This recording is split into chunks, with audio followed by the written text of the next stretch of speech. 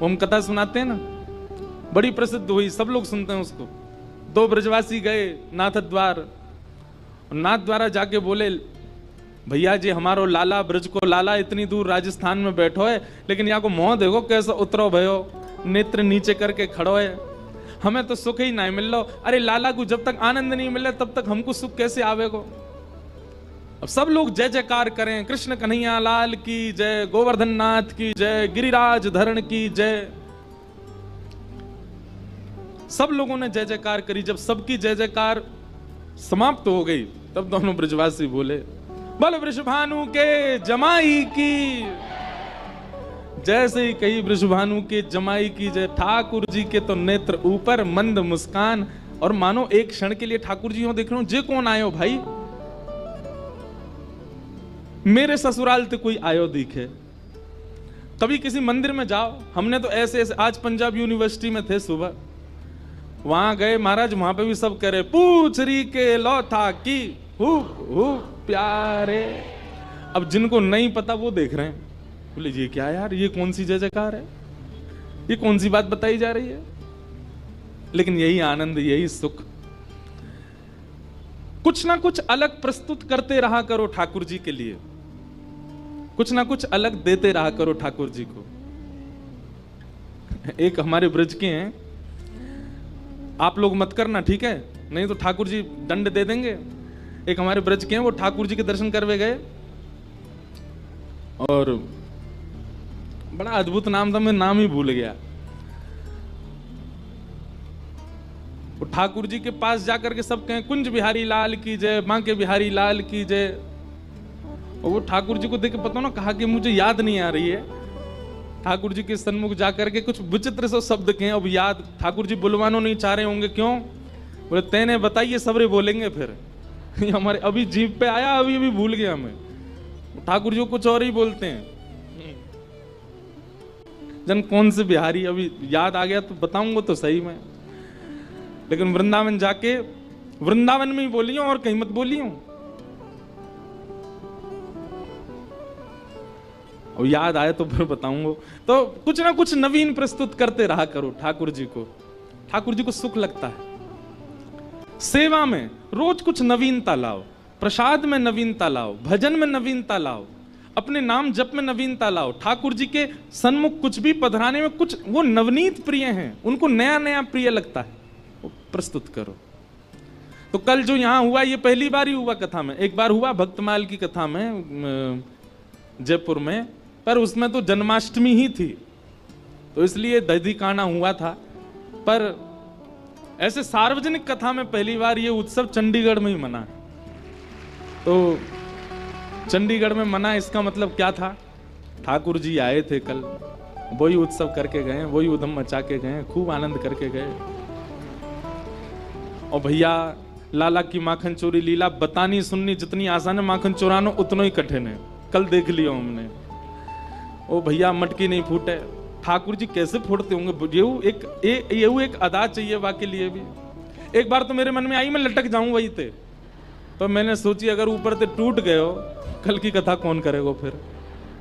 या हमारे लटको नहीं तो मन तो हेरो एक बार या तो लटक के एक बार झूल लाऊं यूं।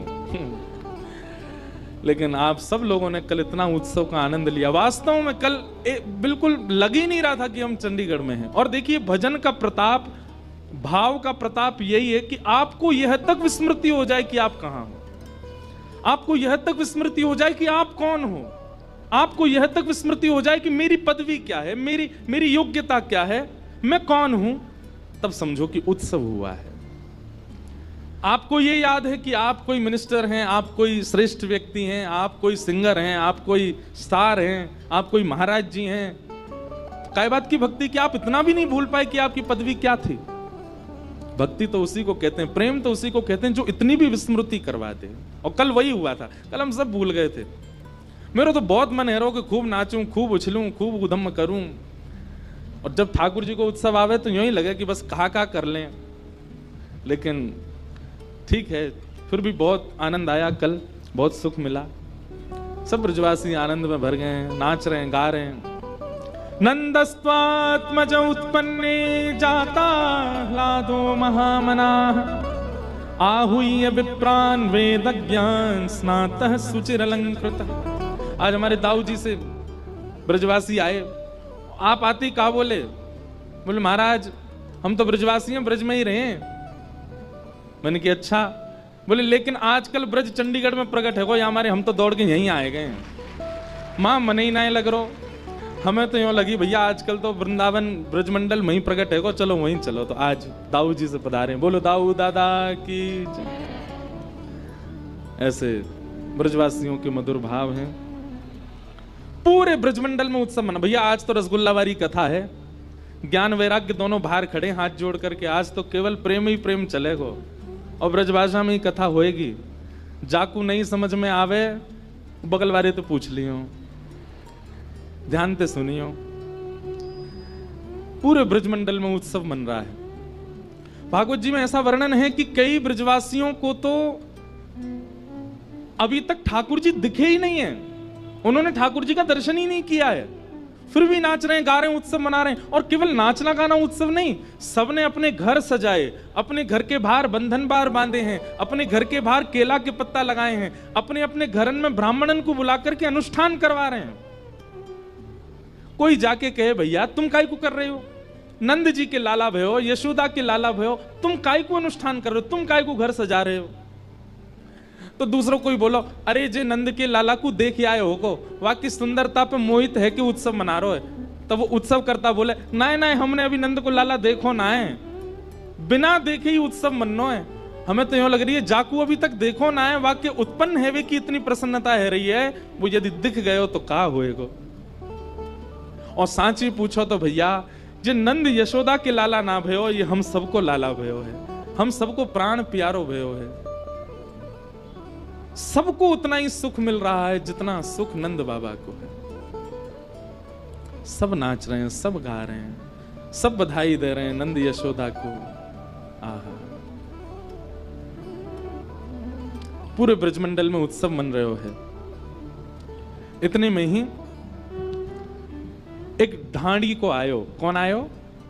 ढांडी को। ये ढांडी को कहा करे,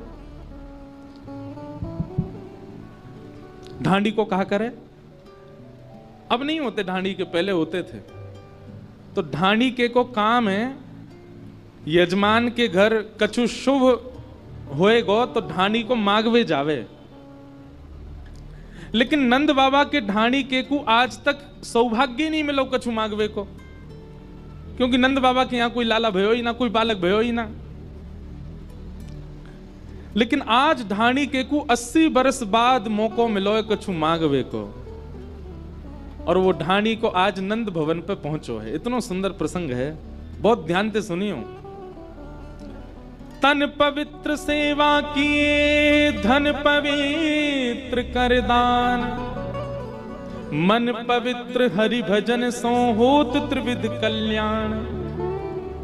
हमारे रसिक जन कहवे तन पवित्र सेवा किए। तन किससे पवित्र होता है? जितनी सेवा करोगे, जितनी लोगों की सहायता करोगे, जितने लोगों की हेल्प करोगे, उतना ज्यादा आपका तन पवित्र होगा, तन शुद्ध रहेगा। तन पवित्र होने का मतलब क्या है कि आपके तन के संपर्क में जो भी मित्र आएगा, जो भी सखा आएगा, फिर उस पर प्रभाव पड़ेगा उसका। सेवा भाव से तन की पवित्रता होती है, और दान करने से धन की पवित्रता होती है, धन पवित्र होता है। सेवा से तन पवित्र, दान से धन पवित्र, और नाम जप से मन पवित्र। तन, धन और मन तीनों पवित्र कर रहे हैं श्री नंद बाबा। कैसे? बोले तन की पवित्रता कैसे? बोले जितने लोग आ रहे हैं नंद बाबा सबको बांट रहे हैं। ये भी नहीं विचार कर रहे हैं कि कौन अधिकारी कौन अनधिकारी, सबको दे रहे हैं ठाकुर जी, सबको दे रहे हैं नंद बाबा। तो तन पवित्र हो रहा है, सेवा कर रहे हैं। दूसरा, धन पवित्र हो रहा है कि दान कर रहे हैं। और तीसरा, मन पवित्र हो रहा है। क्यों? कीर्तन कर रहे हैं। क्या कीर्तन कर रहे हैं? हाथी दीने घोड़ा दीने और दीनी पालकी, हाथी दीने घोड़ा दीने और दीनी पालकी, बालकन को लाडू पेड़ा बूढ़े को लापसी, बालकन को लाडू पेड़ा बूढ़े को लापसी। हाँ हाँ ओ नंद भयो जय कन्हैया लाल की। ओ नंद घर आनंद भयो जय कन्हैया लाल की। हे नंद घर आनंद भयो जय कन्हैया लाल की। ओ नंद घर आनंद भयो जय कन्हैया लाल की। ओ जय कन्हैया लाल की जय हो नंद लाल की। जय कन्हैया लाल की जय हो नंद लाल की। जय कन्हैया लाल की जय हो नंद लाल की।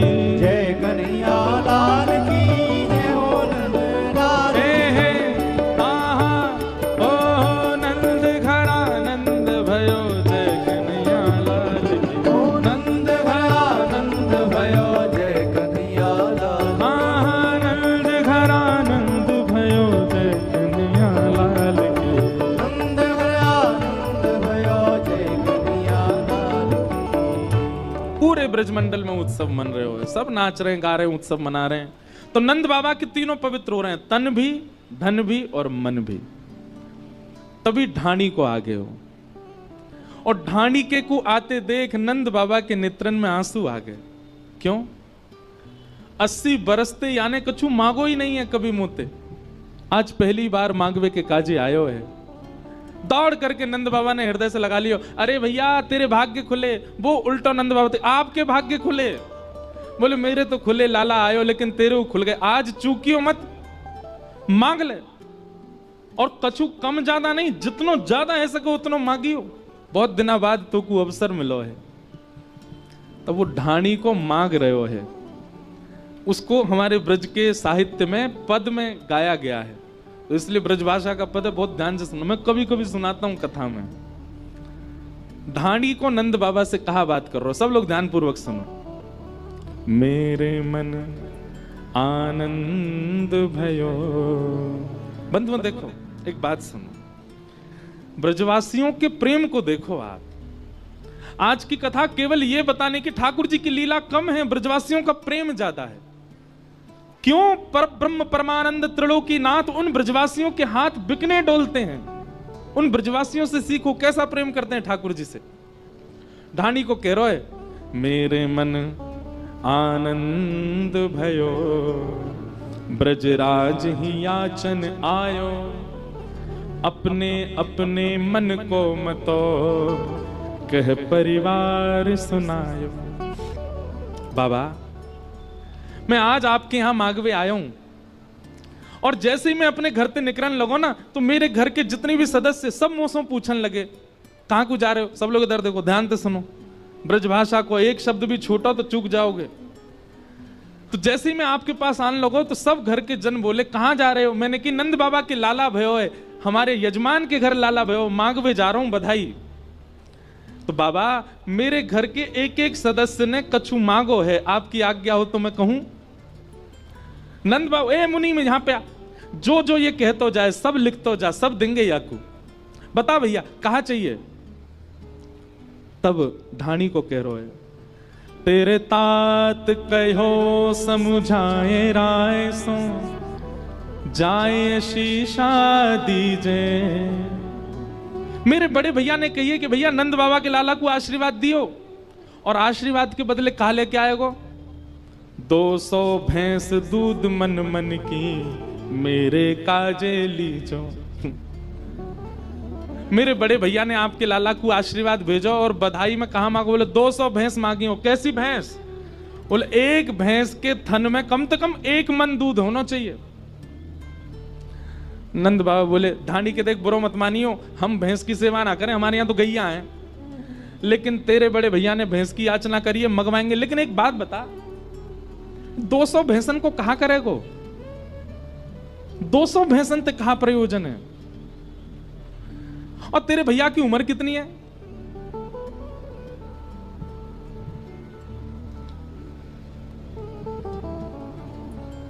जय राधे राधे राधे गोविंद राधे राधे राधे राधे गोविंद राधे। राधे राधे राधे गोविंद राधे। राधे राधे राधे गोविंद राधे।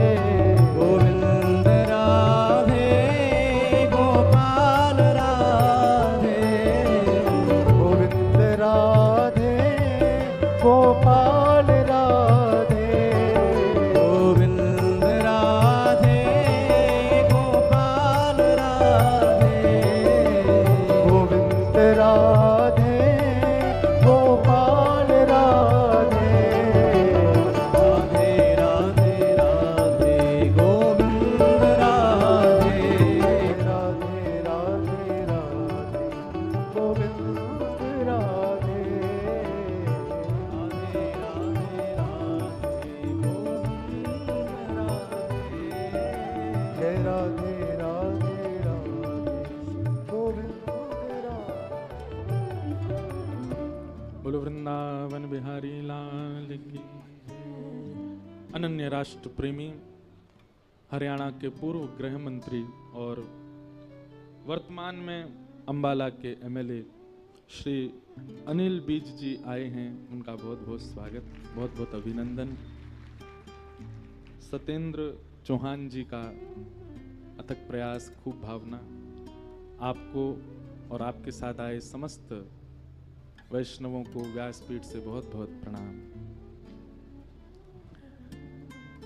सब लोग ध्यान पूर्वक सुनो। ढाणी को गयो है नंद बाबा के यहाँ, और ढाणी को जाकर के कहा कह रहे, तेरे तात कहो समुझाए राय सो जाए शीशा दीजे, 200 भैंस दूध मन मन की मेरे काजे लीजे। ये जो ऐसे सूर्य की प्रकाश आता है ना एक लाइन में, ये आप इसको पता है क्या समझ रहे? आप सोचते हो कि हम पे मुंह पे सूर्य आ रहे, नहीं, सूर्य नारायण कथा सुनने आते हैं, कथा में आ रहे हैं वो। अब कहीं से तो बेचारी जगह ढूंढ के आते हैं, तो उनको आने दिया करो। आप लोग ने मुख छुपा लिया करो अपने, बढ़िया लगते हो। नंद बाबा बोले, भैया हमारे घर गैयान की सेवा है, भैंसन की सेवा ना है। और भैया एक बात बता, तेरी उम्र कितनी है? ढाणी को बोलो मेरी उम्र है गई होगी 90 वर्ष। और तेरे भैया की उम्र कितनी? बोले मेरो भैया है 120 वर्ष को। बोले 120 वर्ष को तेरो भैया 200 भैंसन को दूध पी के कहां जाएगा? अब बाबा मैं तो बस बता रहा हूं, उनने जो मांगी सो मैंने कह दी। बोले अच्छा ठीक, मुनीम जी लिखो, जहां भी मिलती हो, जहां भी व्यवस्था हो, भैया के काजे या को भैया हमारो भैया भिजवाओ। बोले मैं बड़े भैया की बात सुनकर के आयो, नेक जैसी आगे बढ़ो तो मेरो छोटो भैया आगे हो, और वाने भी आपके लाला को आशीर्वाद भेजो है। नंद बाबा बोले हाँ बता, वाने कहा मांगो? तापा छे आछे समुझाए तिनके जेठे भैया, उनके काजे दीजो बाबा सुबह 700 गैया। और मेरे छोटे भैया ने आपके लाला को आशीर्वाद भेजो और बधाई में कहा मांगो? बोले 700 गैया। नंद बाबा बोले 700 गैया, 200 भैंस। अरे ढाणी की एक बात बता, अगर इन सबन को दूध एक संग निकाल लियो जाए तो नदी निकलेगी तेरे घर से दूध की। भैया लाला भयो है, लाला है भी, खुशी में जो मांगोगे सो देंगे, पर कछु हिसाब होए करे। 200 भैंस, 700 गैया, इतने दूध को कहां करोगे? एक बार हमने अपने नाना जी से पूछी मैंने कि इतनी गैया काय क्यों है? हमारे नाना जी ने बताई, भैया वाह समय में एक ही व्यापार हो, कहा दूध घी दही इन्हीं को ही बेक करके सबन के घर चलो करते, तो जा पे जितनी ज्यादा गैया उतना संपन्न। नंद बाबा के घर में कितनी गैया है? 9 लाख। कितनी? 9 लाख गैया है ठाकुर जी के यहाँ पे। आज भी हमारे ब्रजमंडल की जो गाय है ना, वो ठाकुर जी के समय की गायों की ही वंशधर है, उसी वंश की गैयाएं हैं। और कभी आपको नाथ द्वारा जाने का अवसर मिले, अवसर नहीं है तो हम दे रहे हैं। हमारे लाल जी आज पधारे हैं। 11 से 17 जनवरी श्री लाल जी का जन्मोत्सव है नाथ द्वारा में, 11 से 17 जनवरी। और उस उत्सव में आप सब लोग पधारो, पधार करके वहां आनंद लो। तो नाथद्वारा की जो गौशाला है, निज गौशाला, उस गौशाला में तो उन गैया की भी वंशधर है, जा गैया के थन से मुख लगा करके ठाकुर जी दूध पियो करते। ठाकुर जी पहुंच जाते नीचे, अपने आप ही मुख लगा के दूध पीते। वही की पर वंशधर चले आ रहे हैं, उनकी वंश की गैया। आज उसी गैया का दूध लगता है भोग ठाकुर जी श्रीनाथ जी को। ऐसी कथा आवे, श्रीनाथ जी, हमारे लाल जी श्रीनाथ जी के स्वरूप है ना। श्रीनाथ जी श्री गिरिराज जी सो प्रकट भय गोवर्धन पर्वत सो। तो सद्दू पाणे नाम का एक ब्रजवासी रहता था गिरिराज जी में। उसकी गैया सब चरने जाती थी। एक गैया को दूध ऐसो कि वहां में से सुगंधी आयो करती। वहां के दूध को एक बूंद चखवे के काजे सब ब्रजवासिन के झुंड लगते कि भैया या को नेक्स्ट से दूध दे दो, सद्दू पाणु सबन को बांटो कर दो। ऐसो मधुर दूध, ऐसी सुगंधित वहां में से सुगंधी आती। लेकिन कछु दिना बाद कहा भयो कि वो गैया रोज जाती गिरिराज जी पे, और गिरिराज जी पे एक सीमित स्थान, वहां पे अपनो सबरो दूध निकाल के आ जाती। सद्दू पानी शाम को जब दूध काढ़वे बैठतो तो दूध निकलतो नहीं। सद्दू पानी बोलो कि हमारी गैया चरवे जामे जरूर कोई चुरा ले वे दूध है। एक दिन गैयान के पीछे पीछे गयो तो वहां ने कहा देखी वो गैया एक स्थान पर खड़ी है रही है, संपूर्ण दूध निकाल रही है। जैसे ही गैया हटी, सद्दू पानी ने जाकर के भीतर देखी तो श्रीनाथ जी की उठी हुई भुजा वहां को दिखाई दी। ये भुजा वहां ने जैसे ही भीतर झांक करके देखी, प्रणाम कियो, बोले अरे ये तो जय जय, ये तो ठाकुर जी यहां भीतर विराज रहे हैं। ब्रजवासीन की मदद से ठाकुर जी गिरिराज जी से बाहर पधारे। तब ठाकुर जी ने सद्दू पानी को स्वप्न दे करके बतायो, बोले ये तेरी जो गैया है ये सामान्य गैया ना है, हमारे नंद बाबा के गौशाला की द्वापर युग की गैया, जाके मुक्त थन लगा के मैंने दूध पियो, वही की वंशधर है ये, या हमारे मैया को दूध रोज पीऊं, अब मेरा यही कोई भोग लगा, और वही गैया के वंश प्रतिवंश आज तक चलता आया, उसी का ही दूध पीते हैं श्रीनाथ जी। गैयाओं से बहुत प्रेम है। एक बात प्रमाणित मानेंगे हमारी, ठाकुर जी आपसे प्रेम करते हैं, इसका प्रमाण क्या है? आप तिलक लगा करके घूमते हो, यह प्रमाण है? नहीं। आप नाम जप अति करते हो, यह प्रमाण है? नहीं। दो प्रमाण हैं। आप ठाकुर जी से प्रेम करते हो, उसके अनेक प्रमाण हो सकते हैं, पर ठाकुर जी आपसे प्रेम करते हो, उसके दो ही प्रमाण हैं। पहला, वैष्णव प्रीति। कोई ब्रजवासी दिख जाए, कोई भजनानंदी दिख जाए, कोई ठाकुर जी को वैष्णव दिख जाए, तो आपके चित्त में इतना आह्लाद होता है, इतना आह्लाद होता है, जितना प्यासे को पानी देख करके हो जाता है, भूखे को भोजन देख के हो जाता है। चंडीगढ़ में विचरण कर रहे हो और घूमते घूमते मॉल में ही कोई ब्रजवासी दिख गए हो, शॉपिंग करते करते ब्रजवासी दिख गए और आप उछल गए, जय हो आज तो कोई ब्रजवासी दिखे। यह आनंद आपके चित्त में वर्धन हो, समझो ठाकुर जी आपसे प्रेम करते हैं। ठाकुर जी को देख करके प्रेम नहीं, ठाकुर जी के जनन को देख करके प्रीति चित्त में उत्पन्न है रही है, तो समझो ठाकुर जी आपसे प्रेम करें।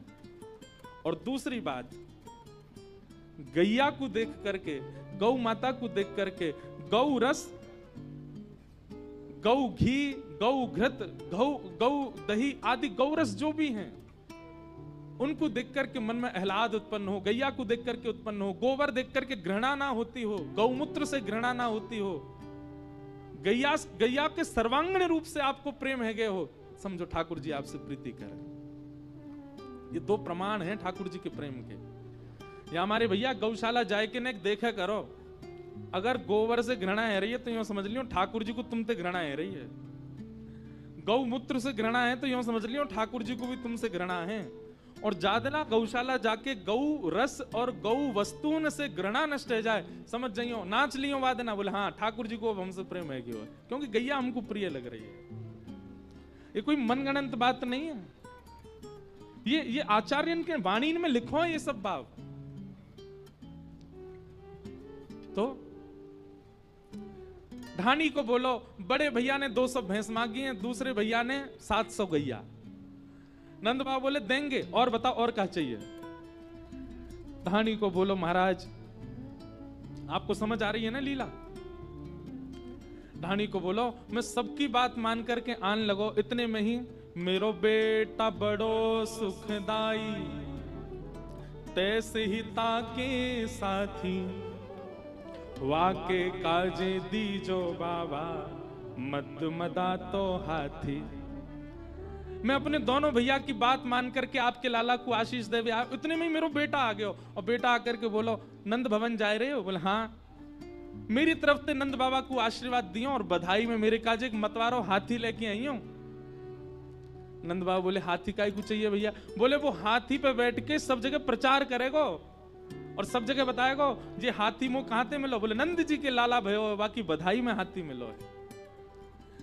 नंद बाबा बोले देंगे भैया, और बता और क्या चाहिए। तभी गाते हैं हाथी दीने, घोड़ा दीने और दीनी। ये पंक्तियां कहां से आई? ये ढाणी के प्रसंग में से आई। हाथी दियो। ढाणी को बोलो 2 भैया और बड़े बेटा की बात मान के मैं जैसे आगे बढ़ो, इतने में छोटो बेटा मेरो आ गए हो। और वाने कहा मांगो, छोटो सुत चंचल अति मेरो, लाड़ चाव को जोड़ा वाके काजे दीजो बाबा, 10 है राशि घोड़ा। 10 घोड़ा चाहिए। नंद बाबा बोले लाला तेरो एक, और घोड़ा चाहिए 10। बोले अरे सबरे सखा भी तो एक घोड़ा पे एक ही बैठेगो, सबरे सखान ने बैठाएगो और सब जगह बताएगो कि नंद भवन ते बधाई रूप में घोड़ा मिले हैं। नंद बाबा बोले देंगे, लिख तो जा भैया मुनीम, 200 भैंस, 700 गैया, 1 हाथी, 10 घोड़ा। ये तो सामान्य से ढाणी को दिए जाने वाला दान है। सोचो आप नंद बाबा की स्थिति क्या है। बंद में एक बात और मैं कथा में कहता हूं, ठाकुर जी अगर आपके जीवन में आ गए, आपकी स्थिति क्या होगी?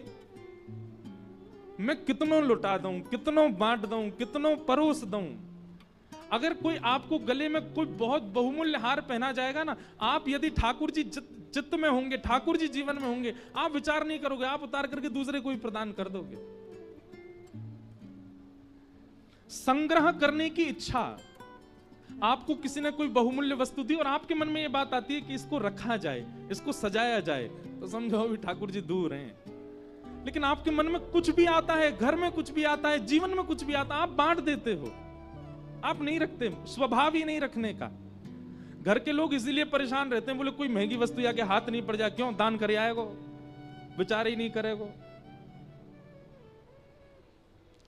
आप मिले ऐसे लोग? मैं तो बहुत मिल रहा हूं, ऐसे ऐसे लोग मिले महाराज,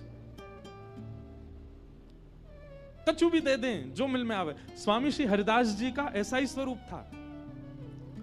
बादशाह अकबर ने प्रसन्न होकर के उनको बहुमूल्य नवलखा का हार अर्पित किया। उस समय में नवलखा का हार चरणों में अर्पित कर दिया। स्वामी जी महाराज ने हार देखा तो जब स्वामी जी गा रहे थे तो वहीं पास में हिरण बैठा था। स्वामी जी ने वो हार उठा करके हिरण के गले में पहना दिया। हार पहनते ही हिरण का बालक दौड़ करके जंगल में भाग गया। अब तो सामने बैठा बादशाह कहने लगा, ये बाबा जानता नहीं है, इतना महंगा मूल्यवान हार, उसमें कितने महंगे महंगे रत्न लगे थे, अरे इसका पूरा आश्रम बिक जाए तो भी नहीं आ पाएगा ऐसा हार, हिरण को पहना दिया। स्वामी जी उसके मन की बात समझ गए। स्वामी जी ने तुरंत ऐसा आलाप लगाया कि उस आलाप को सुनकर के असंख्य वनचर जीव वन में से निकल करके आए। गैया आई, घोड़ा आए, सुंदर सुंदर हिरण आए, और जितने वंचर जीव आए, हर वंचर जीव के गले में वैसा ही हार जैसा अकबर ने चरणों में चढ़ाया था। स्वामी जी बोले, ओ बादशाह, अब तेरो वारो कौन सा है, ले जा इनमें ते निकाल के, और दोबारा मत लियो यहां वृंदावन में, आयो बड़ो चढ़ावे। अकबर ने सिर झुका दिया, बोले क्षमा कर दो, गलती हो गई मुझसे। भैया वैष्णव को स्वभाव लेवे को कम होवे, देवे को ज्यादा हो। कल यहाँ पे बधाई लुटाई गई, आप सब एक दूसरे से छीन रहे थे, पर नंद भवन की स्थिति भागवत जी में बताइए कैसी। नंद बाबा अटारी से लुटावे, लाखन के हार लुटावे, और जो लूट रहे हैं वो लूट करके पीछे वाले ने लुटा दें। कोई अपने पास रख नहीं रहा है, सब लुटाते जा रहे हैं। क्यों? क्योंकि सबके चित्त में श्री कृष्ण आए। अकेले नंद बाबा थोड़ी लुटा रहे हैं, सब लुटा रहे हैं। जाके जीवन में ठाकुर जी आ जाएंगे, वो लुटावेगो, वो रख ना सके। नंद बाबा लुटा रहे हैं। नंद बाबा बोले, और बता भैया, और कहा चाहिए? ढाणी को बोलो, बाबा 2 भैया और 2 बेटान की बात तो मैंने आपको बताई दी। इतनी में ही मेरी एक छोटी बेटी है, लाडली, अभी बिहाना भयो वाको। बेटी एक लाडली मेरी, चलत आए भई ठाड़ी। बोले भैयान के काजे लेके आओगे, चाचा ताऊ के काजे, मेरे काजे कछु ना लाओगे? मैंने कि तू भी बता दे तेरे काजे कहा लाऊं। बोली मैं नंद भवन जाऊंगी, लाला को आशीर्वाद देवे। मैंने कि चल। बोले ऐसे ना जाऊंगी तो नख सिकसों गहनों सब ले हूं, तीहर से ती चोली। आहा, अपने पैर के नख से लेकर के सिक तक जितनो श्रृंगार होवे एक नारी को, उतनो श्रृंगार नंद बाबा से बनवा के लाओ बधाई के रूप में। वाकू पहन के श्रृंगार करके तब जाऊंगी लाला को मिलवे। नंद बाबा प्रसन्न है गए, बुलाए, बोले भैया जो भी हो, या की बेटी को नाप लेके आओ, सुंदर सुंदर आभूषण बनवा करके भिजवाओ, जल्दी आनी चाहिए, लाला को आशीर्वाद देवे। आहा, नंद बाबा बोले, और बता भैया, कोई रह तो ना गया तेरे घर में? ढाणी को बोलो, अभी तो बहुत लोग हैं। बोले तू बता तो जा। हम आप में से कोई होता तो भगाई देतो, लेकिन नंद बाबा ऐसे नहीं है ना। और बता, और क्या चाहिए? बोले बेटी की बात बता दी, 2 बेटान की बात बता दी, 2 भैयान की बात बता दी। इतने में ही मेरे बड़े बेटा की बहू आई। वो वाने कहा मांगो, वाने आकर के मोसों कही, मेरे पिताजी ने आपके लाला से मेरो ब्याह यामारे करायो, क्योंकि आपके यजमान नंद बाबा है। मेरे घर में सब यूं के, अरे भैया जिनके यजमान नंद बाबा उनके घर में कितनी संपत्ति आती होगी, पर जब ते मेरो ब्याह भयो तब ते मैंने कोई संपत्ति ना देखी। अब बहुत दिना बाद जब हमारे यजमान के घर लाला भयो है तो मेरी एक ही कामना है। कहा, बेटा बधू लाज तजिमो सो, घूंघट मुख दे बोली, सहित कहार पाल की ले हो, सोजो भरियो गाड़ी। मेरे काजे तो सोने की पालकी बनवाए के लाओ, और केवल पालकी नहीं, पालकी उठावे वाले 4 कहार भी लेके आओ। वो पालकी उठावेंगे, वही पालकी में बैठ के जाऊंगी नंद बाबा के लाला को आशीर्वाद देवे। नंद बाबा बोले, हाँ भैया तेरी बहू हमारी बहू। हाँ भाई मुनीम, जल्दी पालकी बनवाओ, जाकी बहू आवेगी हमारे लाला को आशीर्वाद देवे। वहां बैठे ब्रजवासियों के नेत्रों से आंसू गिर रहे हैं। बोले, जय हो, धन्य है हमारे नंद बाबा, कितने आनंद में भर गए, नेको विचार नहीं कर रहे, जो कछु मांग रहे हैं सब प्रदान कर रहे हैं। नंद बाबा बोले, और बता। बोले, मैं सबकी बात मान करके आन लगे हो, इतने में ही मेरी बूढ़ी मैया आ गई। नंद बाबा बोले, वो जिंदा है भाई? तू 80 बरस को, तेरो भैया 120 बरस को, तेरी मैया कितनी बरस की होगी? बोले 200 साल की है गई। 200 साल की तेरी मैया? वहां ने कहा मांगो भैया बता। तब धानी को बोलो, माता कहो दधि धरी आगे, सुन बेटा मेरी सीख। मेरी बिना दांत वाली मैया आई और दही सामने रख के बोली, मेरी बात सुन लाला। बोले, कहा, ऐसो दान मांगियो नंद सो, हम बहुरी न मांगे भीख। इतनो मांग के लियो, इतनो लेके आइयो, इतनो लेके आइयो कि जीवन में हमें कभी मांगना ही नहीं पड़े, कोई के आगे हाथ ना पसारने पड़े, इतनो दान लेके आइयो। नंद बाबा सुन करके बड़े प्रसन्न है गए। मुनीम जी से कही, जो जो याने बतायो है सब दूनो दूनो दे हो, सब दुगना दुगना करके दो। नंद बाबा की बात सुन के धानी को बैठ गए, रोने लगे। बोले, बाबा ये सब ने बता। इतने में यशोदा मैया निकल के बोले, सुन, तेने भैया की बताई, तेने बेटान की बताई, तेने बहू की बताई, तेने बेटी की बताई, तेने मैया की बताई, तेने अपनी पत्नी की ना बताई। वाने कहा मांगो। पत्नी को नाम सुनते ही ढाणी के नेत्रन से आंसू आने लगो। जल्दी बता, तेरी पत्नी ने कहा मांगो। नंद बाबा बोले, अरे ये तो मेरे दिमाग में ही नहीं आयो। हाँ भाई, तेरी पत्नी ने कहा मांगो है। ढाणी को बोलो, मैं सबकी बात मान करके जैसे ही आने लगो, इतने में ही मेरी पत्नी एकांत में मेरे पास आई। वो मुझसे आके बोली, नंद बाबा के 80 साल बाद लाला भयो है, कोई कुबेर को जन्म ना भयो, कोई 700 घोड़ा मांग रहा है, कोई 10 गैया, कोई 700 गैया मांग रहा है, 200 भैंस मांग रहा है, कोई पालकी मांग रहा है, सिर ते नख तक सोनो मांग रहा है। मेरी पत्नी ने मुझसे एक बात कही, कहा, तब बोली मेरी घरवाली, नीके नीके जइयो, और थोड़ो दे बहुत कर मानो, पर लाज राख घर आइयो। आप जा रहे हो नंद बाबा के यहाँ, नंद बाबा इतने व्यस्त हैं, 80 बरस बाद लाला भयो। यदि नंद बाबा प्रसन्न है करके एक फूटी कौड़ी आपके हाथ में धर देना, सिर पे धारण करके घर आइयो, हमारी लाज रख के आइयो। नंद बाबा के यूं नहीं सोचे, अरे भैया कैसो मांगता आयो, इतनो मांग रहो, इतनो मांग रहो है, हमारी लाज रख के आइयो, इतनो ज्यादा मांग करके मत आइयो। आपको सौगंध है, इन सबन की बात बता जरूर दियो, पर लेके कछु मत आइयो नंद बाबा से, बस प्रेम लेकर के आइयो, लाज हमारी रख करके आइयो। ढाणी के पत्नी की बात सुनकर के यशोदा मैया नंद बाबा रोने लगे। और नंद बाबा बोले, ढाणी के तेरे मनोरथ से हमारे घर लाला भयो है, तेरी इच्छा से हमारे घर लाला भयो है, भैया देख, सौगंध टूटे सो टूटे, सौगंध लगी भैया तो को, लेकिन हम नहीं मानेंगे। अब यूं कह दियो पत्नी से जाकर के, सबन ने तो एक एक मांगो, पर नंद बाबा ने दुगनो दुगनो करके दियो, या हमारी सौगंध कट गई, अब तू सब लेके जा, अपने संग लेके जा। और नंद बाबा ने सब, जैसे ही नंद बाबा ने इतनी सामग्री प्रदान करी है, सब ब्रजवासी हल्ला करन लगे, नाचन लगे। हाथी दीने, घोड़ा दीने, और दीनी पालकी, बालकन को लाडू लाडू पेड़ा, बूढ़िन को लापसी, छड़े दीने, कड़े दीने, बिंदी दीने भाल की, नंद घर आनंद भयो, जय कन्हैया लाल की। सब ब्रजवासी आनंद में भर गए, नाच रहे हैं, गा रहे हैं, उत्सव मना रहे हैं, आनंद में भर गए सब ब्रजवासी। और तभी वहां पर पूतना नाम की राक्षसी का आगमन हुआ। बहुत ध्यान से सुनिएगा। पूतना आई, अत्यंत सुंदरी बनकर के आई पूतना। रूप का ऐसा सौंदर्य जिसको देख करके सब मोहित हो गए। असंख्य बालकों को मार चुकी थी ब्रजमंडल में।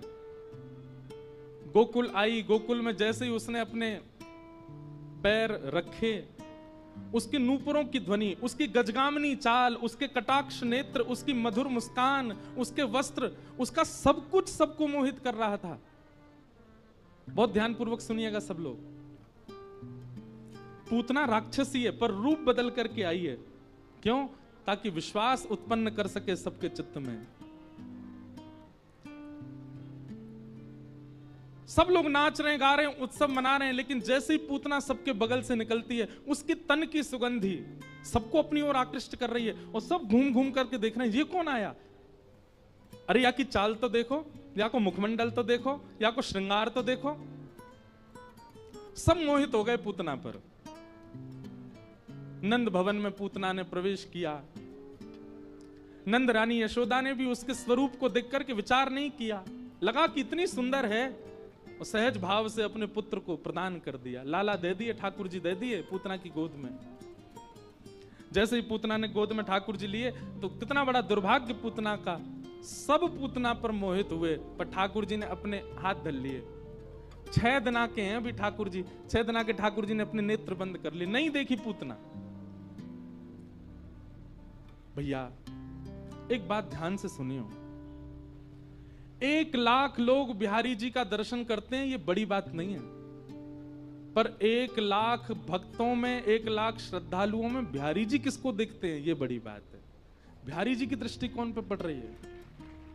कथा में भीड़ कितनी है, ये बड़ी बात नहीं है। सुनने वाले कितने हैं, ये बड़ी बात है। और सुनता वही है जिसको ठाकुर जी चाह रहे होंगे। या हमारे भैया ऐसे बन के जाओ कि ठाकुर जी की दृष्टि पड़े आपके ऊपर। और कथा आपको ऐसा ही बनाती है कि ठाकुर जी की दृष्टि पड़े, ठाकुर जी की निगाह पड़े आपके ऊपर, ठाकुर जी आपको देखें। सूरदास जी जब दर्शन करने जाते थे, उनको ठाकुर जी नहीं दिखते थे, क्योंकि नेत्र ही नहीं थे। पर ठाकुर जी को सूरदास जी दिखते थे। और सूरदास जी रोज जाते और जाकर के अपनी पेटी खोल करके वही राग गा देते, वही श्रृंगार बता देते जैसा ठाकुर जी का श्रृंगार होता था। सूरदास जी की परीक्षा लेने के लिए आज गुसाई जी ने ठाकुर जी निर्वस्त्र खड़े कर दिए। आज देखें सूरदास कहा गावे को। रोज कपाट खुलते, सूरदास जी कहते, आज तो ठाकुर जी ने नीले पीतांबरी पहनी है, ऊपर मोतिन की माला पहनी है, आहा कैसो टिपारो धारण कियो है, कानन में मत्स्याकृत कुंडल पहने। और जैसे जैसे सूरदास जी बोलते वैसा ही श्रृंगार ठाकुर जी का। आज गुसाई जी ने ठाकुर जी निर्वस्त्र ही खड़े कर दिए। ठाकुर जी तो निर्वस्त्र ही बढ़िया लगे, हर स्थिति में बढ़िया लगे। सूरदास जी जैसे ही गए, गुसाई जी ने जैसे ही कपाट खोले, कपाट खोल करके सब दर्शनार्थी तो मुख पे हाथ धर, ओहो ओहो सब ऐसे करें ठाकुर जी को देख के। सूरदास जी जोर जोर से हंसन लगे। गुसाई जी बोले, कहो सूरदास, ठाकुर जी कैसे लग रहे हैं? ठाकुर जी को आज श्रृंगार कैसा है? सूरदास जी बोले, आज तो ठाकुर जी बहुत ही प्यारे लग रहे हैं। बोले वो तो लग रहे हैं, लेकिन लग कैसे रहे हैं ये तो बताओ। आज पोशाक कैसी है ठाकुर जी की? सूरदास जी गान लगे, मोतिन माल गले उर साजे, छवि के उठत तरंगा, आज हरि देखे नंगम नंगा, आज हरि देखे नंगम नंगा। वो गुसाई जी, आज तो ठाकुर जी ने केवल एक मोती की माला पहन रखी और ऊपर से नीचे तक कछु पहनो ही नहीं। आज तो ठाकुर जी नंगे खड़े हैं। ये बात सुनते ही दर्शनार्थी जितने खड़े थे सबने सूरदास जी को प्रणाम किया। सूरदास, तुम्हारे पास नेत्र नहीं है, कैसे देख लेते हो तुम? सूरदास जी कहते हैं, भैया तुम सबन को नेत्र ठाकुर जी ने या हमारे दिए कि तुम ठाकुर जी को देखो। मुंह को नेत्र ना दे करके ठाकुर जी ने ये योजना बनाई, सूरदास तो मैं देखूंगा, मैं तोय देखूंगा, या हमारे तोय नेत्रन की आवश्यकता नहीं है। अपने आप को ऐसा बनाओ। वृंदावन में भीड़ करने से कोई फायदा नहीं, वृंदावन जाने से कोई फायदा नहीं। आप कोई बहुत श्रेष्ठ बनकर के वृंदावन चले गए, निश्चित है आपको वीवीआईपी दर्शन हो जाएगा। संसारी श्रेष्ठ बन के जाओगे तो वीवीआईपी दर्शन हो जाएगा। वृंदावन जाओ तो ऐसे बन के जाओ कि लाखों में पीछे भी खड़े रहो तो ठाकुर जी तुमको देख लें, ठाकुर जी की दृष्टि पड़े, ठाकुर जी को अनुग्रह। और ऐसे बन के जाओ कि ठाकुर जी की दृष्टि के अधिकारी बनो। पूतना ने ऐसा श्रृंगार किया, ठाकुर जी ने उसको नहीं देखा। सब उसके रूप पर मोहित हो गए, पर ठाकुर जी मोहित नहीं हुए।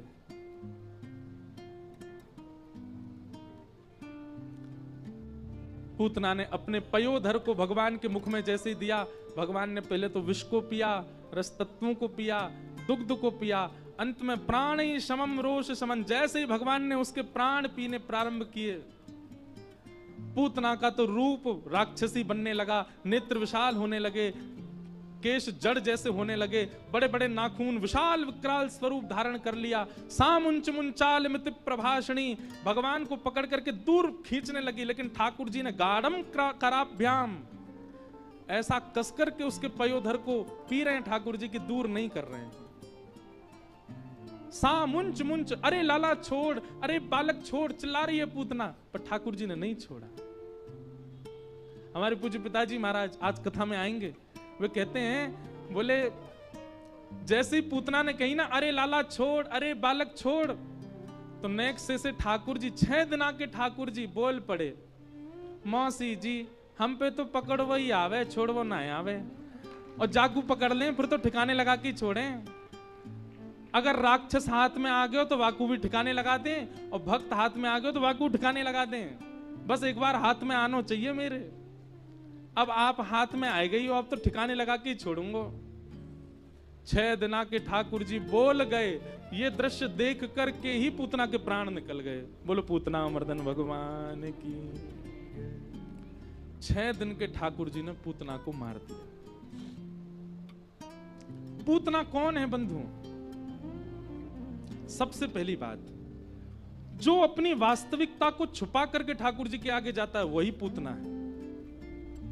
वास्तव में तो कामी है, वास्तव में तो क्रोधी है, वास्तव में तो लोभी है, वास्तव में तो ईर्ष्यालु है, लेकिन ठाकुर जी के सामने जब जाता है, बहुत ध्यान से सुनिएगा, तो अपने आप को ऐसे बना के जाएगा, उससे ज्यादा पवित्र कोई नहीं, उससे ज्यादा शुद्ध कोई नहीं। ऐसे व्यक्ति ठाकुर जी के लिए पूतना है, ठाकुर जी उसको देखते नहीं है। हमारी एक बात मानेंगे, अपने समस्त अवगुणों को एक जगह लिखिए। सब लोग इधर देखो, ध्यानपूर्वक सुनो। अपने समस्त अवगुणों को एक जगह लिखिए। और एक और बात, और अच्छा ये हो सकता है कि आप खुद मत लिखो, किसी और से लिखवाओ। जो व्यक्ति बहुत आपके पास रहता हो उससे यूं कहो, भाई एक काम कर, तू मेरे सारे अवगुण लिख दे, मेरे अंदर क्या क्या कमी है सब लिख दे। पर शर्त यह कि कहीं अवगुण देख के उसको बेचारे को मार पीट मत देना, ये तूने ऐसा कैसे लिख दिया इसमें। वो जो लिखे उसको खुली छूट देना, तू लिख दे जो तुझको लगता है। बंधुओं, पता है आपकी पहले तो रूह कांपेगी, वो क्या क्या लिखेगा। और एक नहीं 5 लोगों को दो, जैसे माता जी को दो, पिताजी को दो, पत्नी को दे दो, एक घर में काम करने वाले किसी व्यक्ति को दे दो, वो सबसे कहो, बोले मेरे अंदर क्या अवगुण तुमको लगते हैं, सब लिख के दो मुझे। उन अवगुणों को एकांत में बैठ के पढ़िएगा, आपके नेत्रों से आंसू आ जाएंगे। लेकिन क्रोध मत करिएगा, हृदय को विचलित मत कीजिएगा। वो जितने अवगुण लिखे सबने, उन सब में कई आपको पता है कि हाँ ये मेरे अंदर हैं, और कई ऐसे होंगे जो आपको नहीं पता पर सबको दिखते हैं। उन समस्त अवगुणों को एक पर्चा में लिख करके फोल्ड करके अपने श्री गोपाल जी के सिंहासन के नीचे धरते हो और ठाकुर जी से कहो, नाथ ये सारे अवगुण मेरे अंदर हैं, अब आप देख लो आप मेरे संग क्या करना चाहते हो। एक बहुत अच्छा पद है, सब लोग गाना मेरे साथ।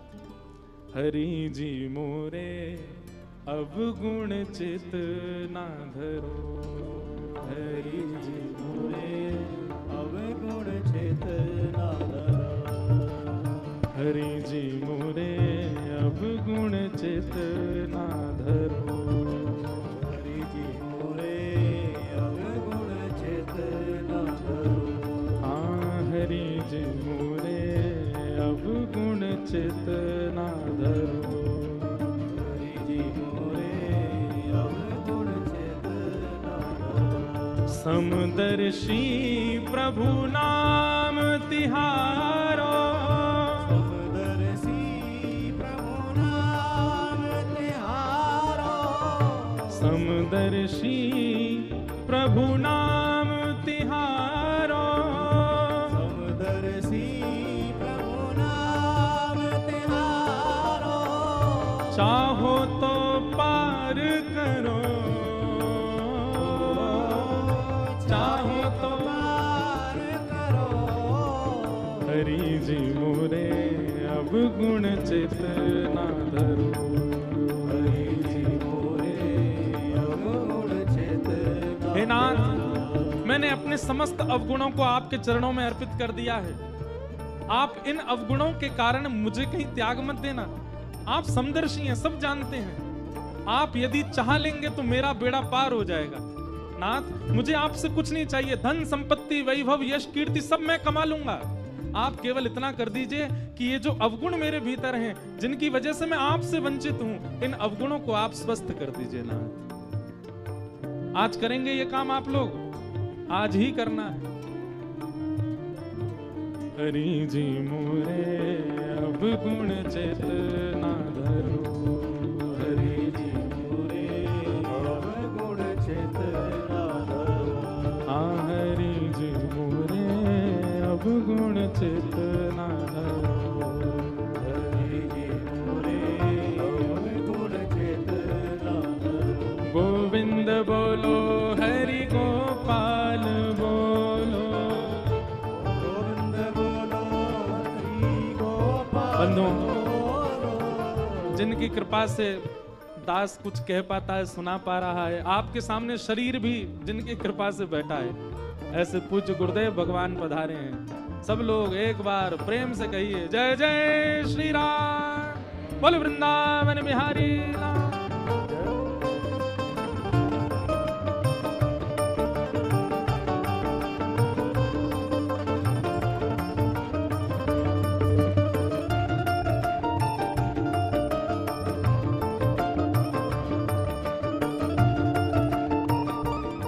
श्री राधा रमण लाल की जय।